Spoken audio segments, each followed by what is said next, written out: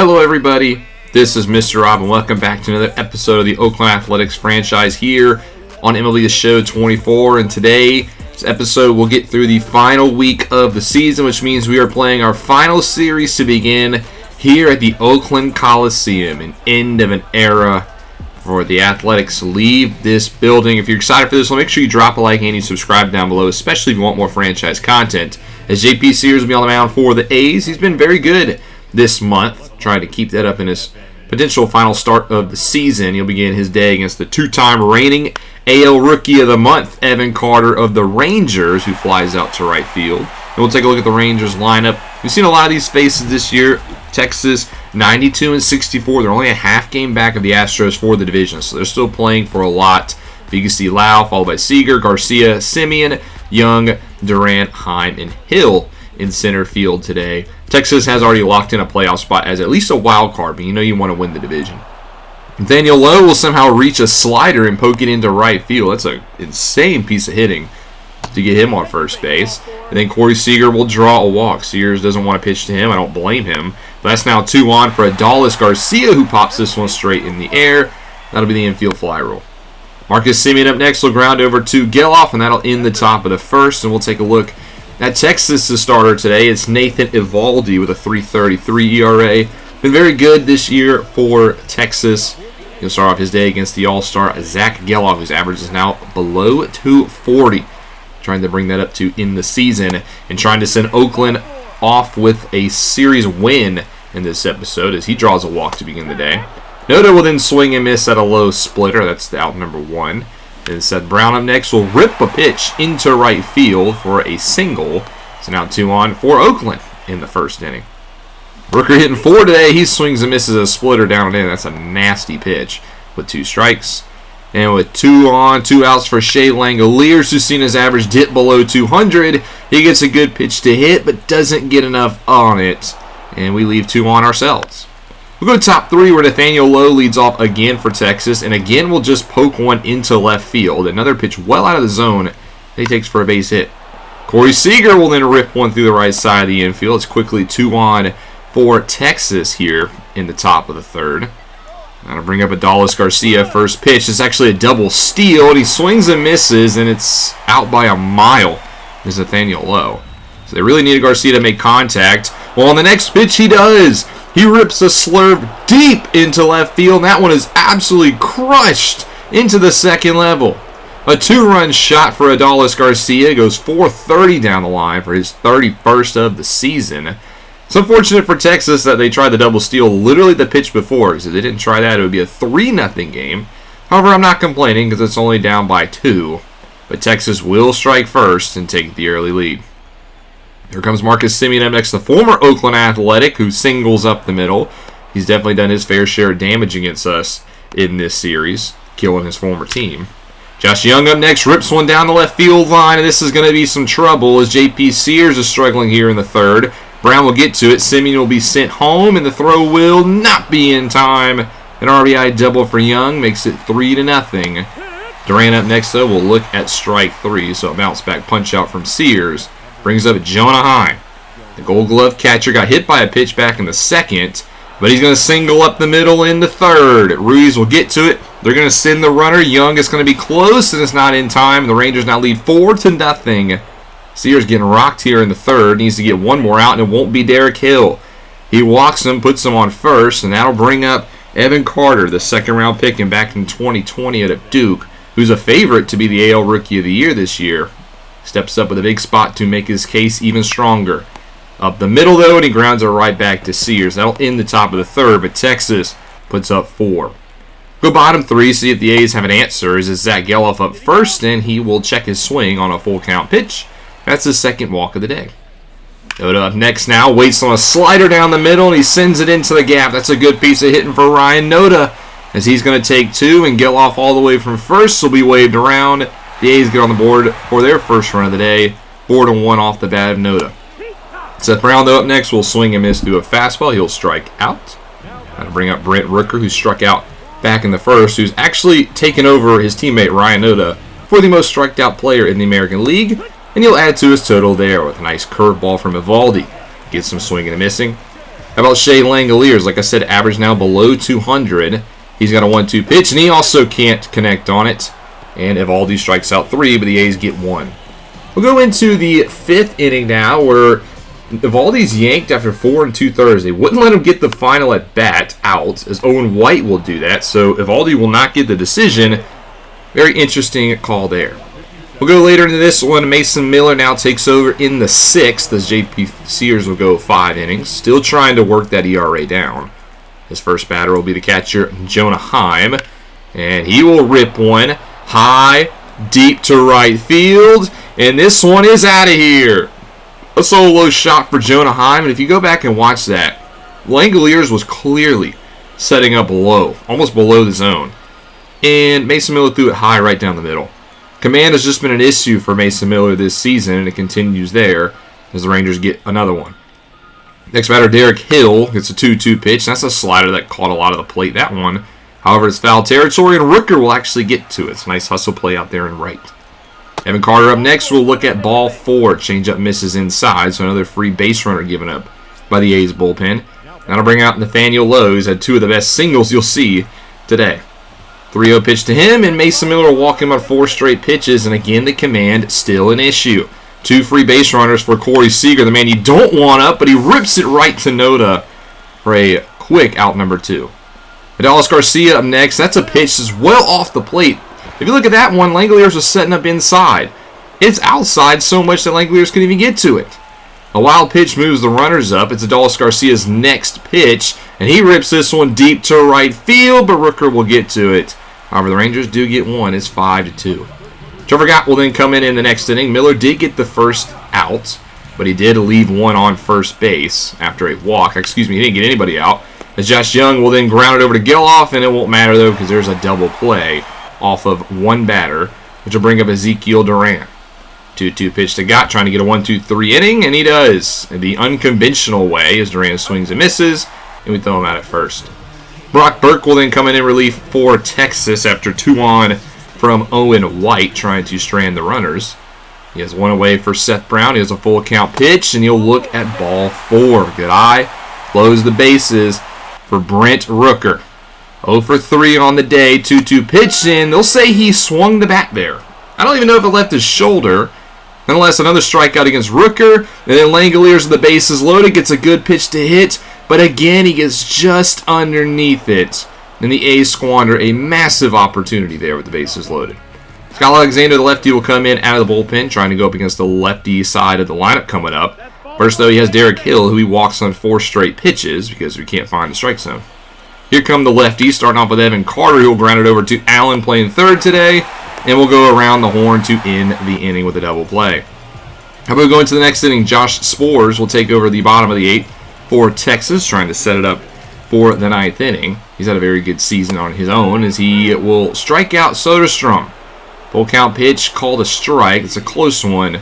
Nonetheless, out number 1 for Esteury Ruiz, who then takes the slider straight away center, but a nice hustle out there by Hill will get to it. So 2 down now for the rookie Logan Davidson, who looks at ball 4. He'll draw his 2nd walk of the ballgame. That'll take us to Nick Allen. Recently coming back from his injuries, 0 for 3 today. 3-1 pitch, and he also will look at ball 4. So Josh gives us 2 free base runners for the top of the lineup. Big chance here for Geloff. He chops this one to the right side of the infield, but it's nicely played by Simeon. And again, we get nothing with the bases on. Zach Jackson will take the 9th, still struggling this year, as he has been very much a dud for us this season. His first batter is Nathaniel Lowe, and he walks him on 4 straight pitches because, again, bullpen guy cannot throw some strikes. That brings up Corey Seager, who pops up a fastball high in the infield. Logan Davidson is underneath it, and that'll be the first out of the 9th. Garcia up next, who has a 2-run homer already today, lines one over to second base. Nice glove there by Geloff. So quickly 2 down now for Marcus Simeon, who rips the slider deep into left field, and that is out of here. A 2-run shot for Marcus Simeon, the former Oakland Athletic, hurts his former team again. His 31st home run of the season. He has really put together a solid career. Now a 3-time All-Star and 2-time Silver Slugger. He adds 2 more for the Rangers, 7-2.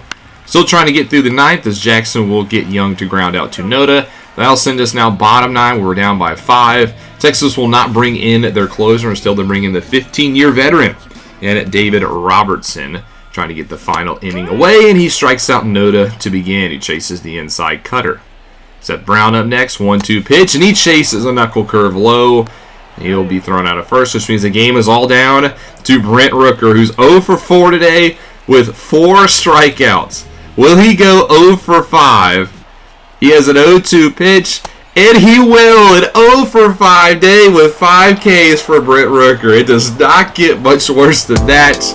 And what a way to end our final game played at the Oakland Coliseum. We lose 7-2. And, well, that was kind of disappointing, but it's also at the same time hilarious.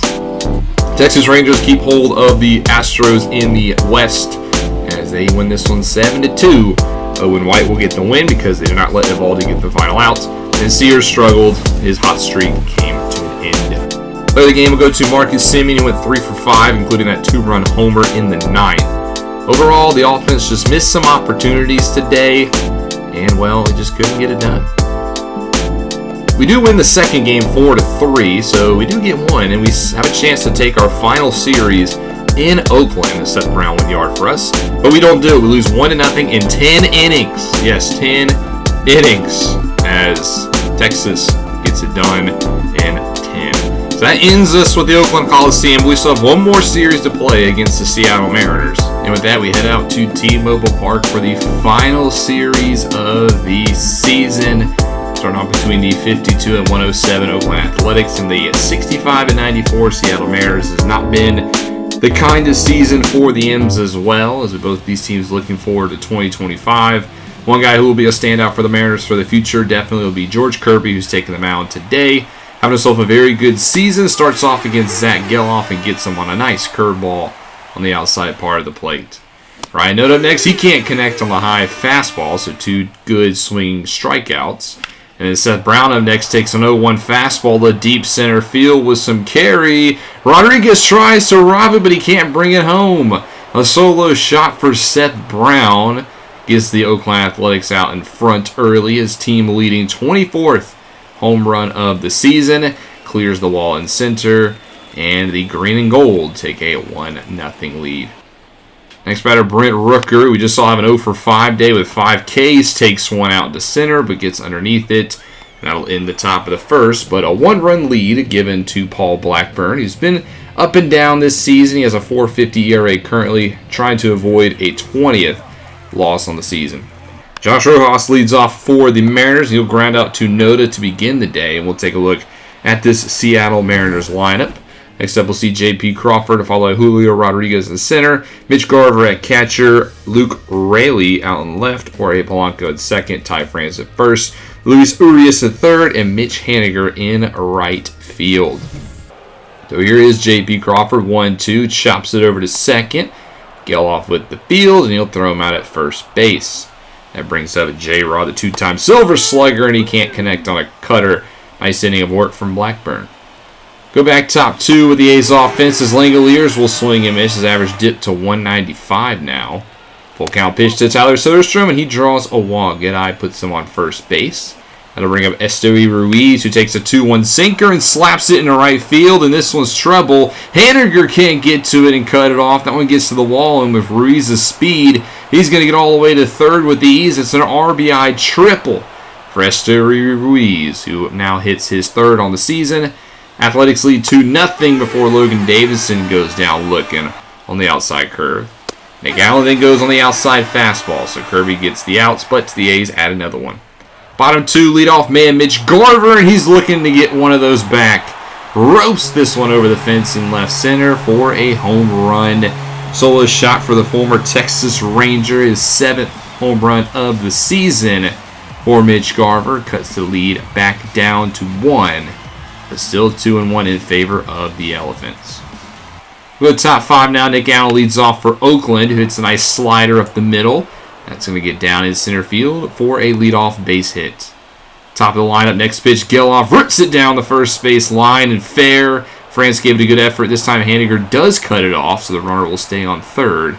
But now you got runners on the corners, nobody outs. Ryan Noda up next, swings through a high slider. Big strikeout there, 8th of the day for Kirby, as now Seth Brown steps to the plate, and a double play could end the inning. First pitch to Brown, he hits a fastball into left field. It's going to be caught by Raleigh. Are they going to test his arm? They will. Here comes the speed of Allen. The throw's not in line, so the Athletics get the run back. They lead 3-1. Rooker up next, skies another fastball into center field, but like his first at-bat, it dies short of the track. The A's now lead 3-1 as Gregory Santos will come in relief for the M's. He's had himself a very good season, the former Chicago White Sox reliever. He's tasked with the 6th inning, and he gets Langoliers to swing through a sinker. Not been a good day for Shea. Soderstrom up next. He swings on the inside slider. Back-to-back Ks for Santos. More of the same for this offense. He's either gotten base hits or they've struck out. Ruiz is trying to get a base hit here, but Crawford with a beautiful play throws him out at first base. We go bottom 6 where Blackburn is still in the game. He's having a great day up to this point. Only the solo shot really been the offense. However, there's a leadoff single for Crawford. J-Rod up next, and he ropes one into center field. And Ruiz will actually not get to it. A rare time where Esteury Ruiz cannot cover the ground in time. That's a double for J-Rod. Now 2 runners in scoring position, nobody out for the M's. And it's Mitch Garver who just hit the solo shot back in the second. He's played a lot better against right-handed pitching this season. And he has a chance to tie it with one swing of the bat. Fortunately, he will not swing the bats. However, he does take a walk. So bases loaded, nobody out for Luke Raley, the former Tampa Bay Ray, with a big chance here to get the M's right back into this one. It's an 0-1 pitch, and he's going to do just that. This one's shopping at the gap. Left center field, rolls all the way to the wall. 2 runs are scored. He's looking to clear the bases, and he will. The Mariners take the lead off of a 3 RBI double from Luke Raley. Mariners now lead 4-3, still nobody out, and Jorge Polanco rips one to center, but Ruiz will get to that. However, Raley will move up to third base.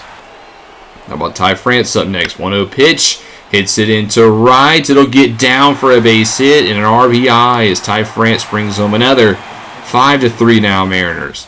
Things unraveling here in the 6th as Urias is then plunked on the inside.